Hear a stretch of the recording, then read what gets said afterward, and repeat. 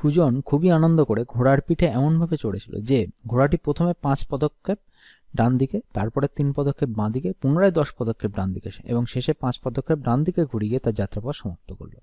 তবে তার যাত্রাপথ কোন দিকে শেষ হলো? তাহলে নর্থ, সাউথ, ইস্ট, ওয়েস্ট, আমরা ডিরেকশনটা এঁকে নিলাম। তাহলে সুজন প্রথমে সুজনের যাত্রা এখান থেকে শুরু করেছে।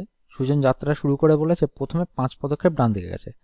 তাহলে প্রত্যেকটা পদক্ষেপ আমরা ধরে নিয়েছি সমান যাচ্ছে, ফেলছে 1 2 3 4 5টা। এই 5 পদক্ষেপ ডান দিকে চলে গেল, ডান দিকে। তারপর 3 পদক্ষেপ বাঁ দিকে গেছে, তাহলে এদিকে হবে বাঁ দিক। আমরা কালারটা চেঞ্জ করে নিচ্ছি। তাহলে 3 পদক্ষেপ বাঁ দিকে গেলে 1 2 3টে পদক্ষেপ বাঁ দিকে চলে গেল। এইবার বলেছে পুনরায় 10 পদক্ষেপ ডান দিকে গেছে। তাহলে পুনরায় 10 পদক্ষেপ যদি ডান দিকে যায় তাহলে কি হবে?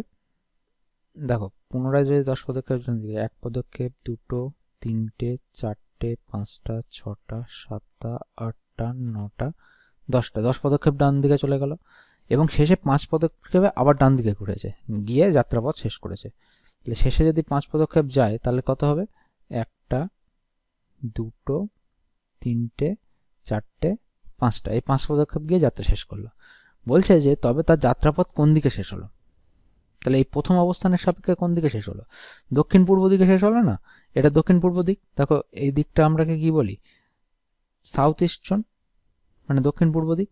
তাহলে এই তার স্টার্টিং পয়েন্ট, এটা হচ্ছে এন্ডিং পয়েন্ট।